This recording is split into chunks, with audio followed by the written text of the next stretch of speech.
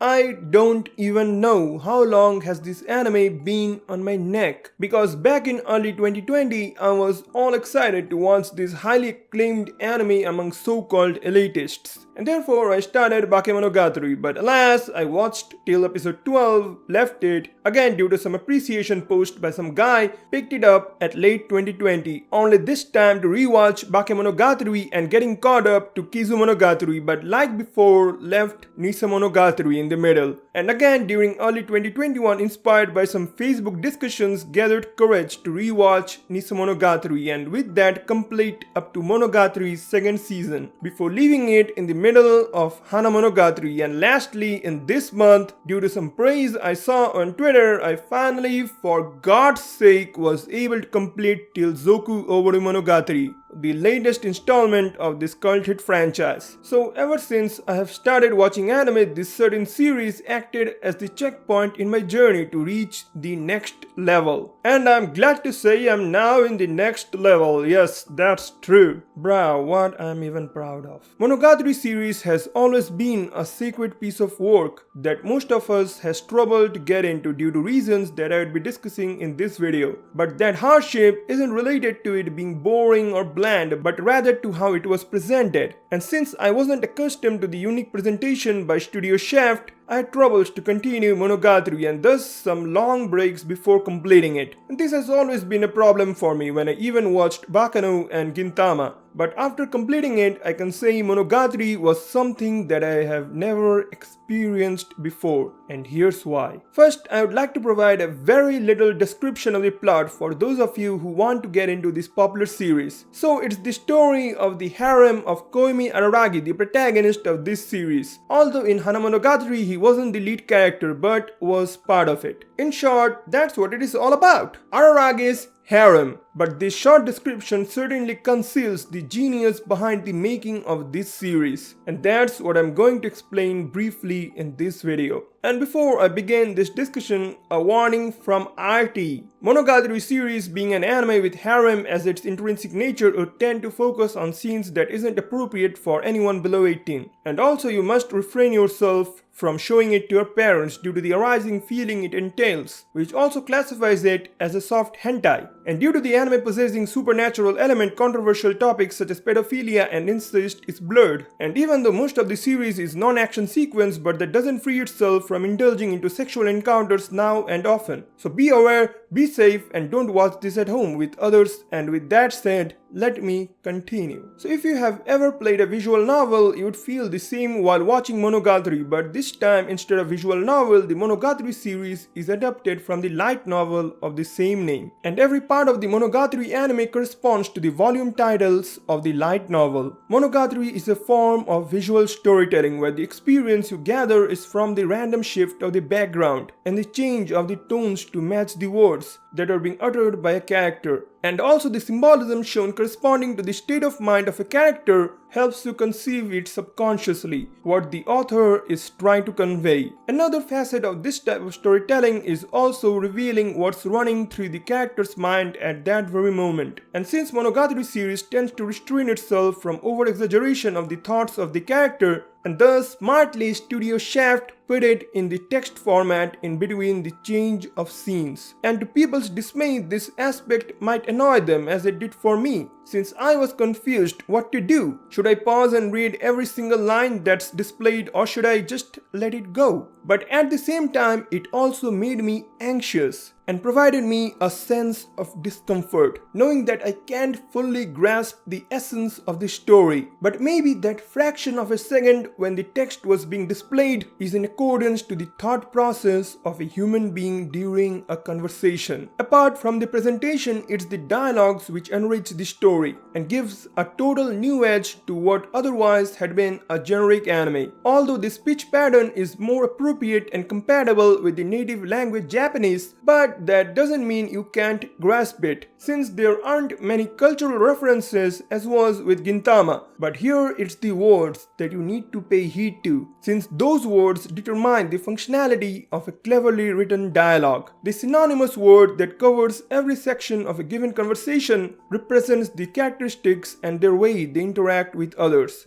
I'm at a loss of words to describe you how brilliantly has the author Nishio Ishin sensei minutely thought of the emotions of a character and provided them with the most fitting dialogue. There are many recurring dialogues that provide an additional identity to an already established character, like Mayumi messing up Araragi's name, Hanekawa declining the praise she receives for intelligence, Kanbaru wanting to strip herself every given moment, and so on. Although Monogatari might translate to story in English, but it is indeed the characters that describe the series. Since many anime tackle the theme of demons, time travel, history, and harem, only to name a few. The awesome character set in Monogatari series isn't defined just by their dialogues, but other factors also contribute in the making of them, and the first of it being there aren't other characters except the one with whom the author would stick to the end. And when I mean there are no other characters, I literally mean no other characters. In streets, in schools, in shops, nowhere. Not counting Daddy Gara though. Anyways, I would call it a good move rather than introducing a vast amount of side characters and just wasting them. As I previously mentioned,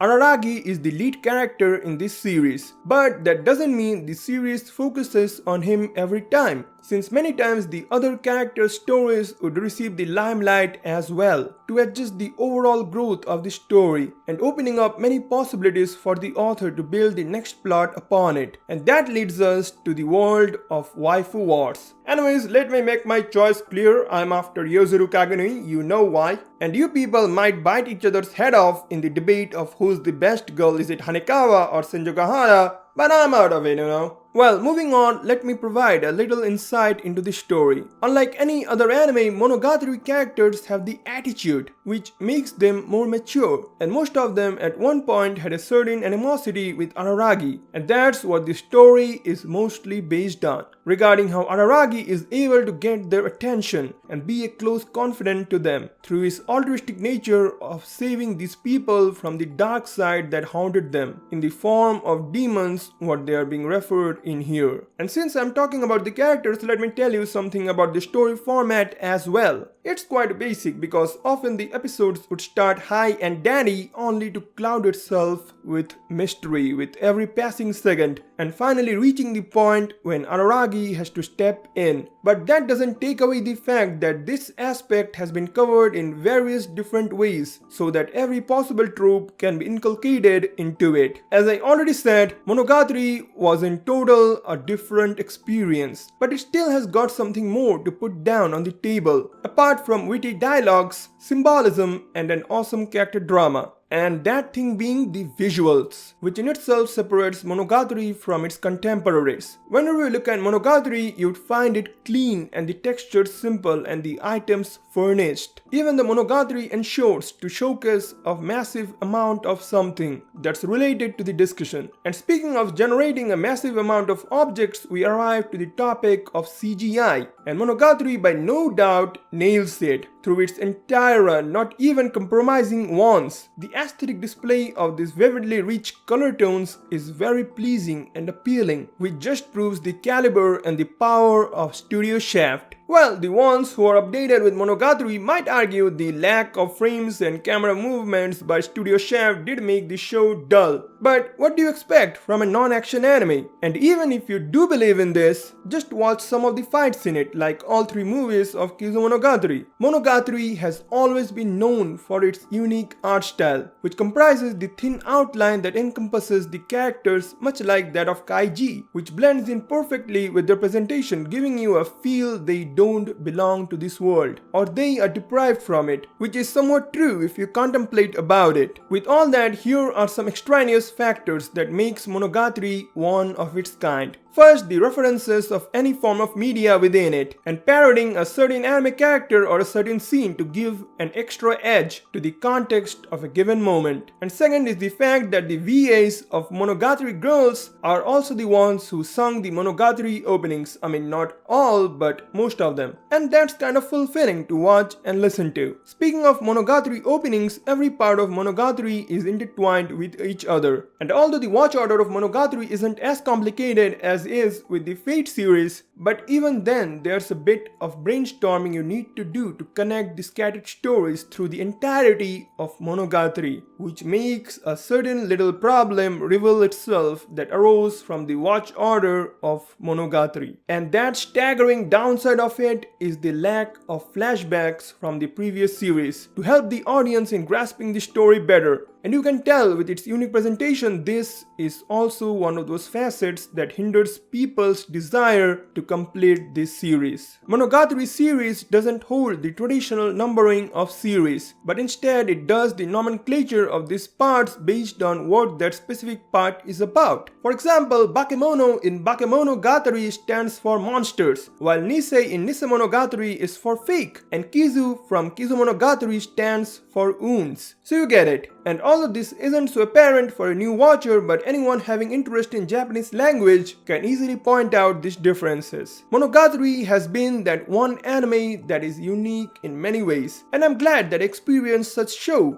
Never have I ever found any anime with this unconventional yet amazing presentation, and that's what I suppose would stay with me till the day I continue watching anime. And now I completely understand why people did always praise this series, because it's simply brilliant. And I explained you why. So if you have already watched Monogatari, share this video to let people know about this amazing anime, and also like this video to increase its reach. And for those of you who want to get into Monogatari, well, now you know what to expect, so go ahead, but before that subscribe to this channel for more of such anime and manga content. And with that said, I hope you learned something new or had a chance to appreciate this show again, and I'm happy for that. So with that said, zap!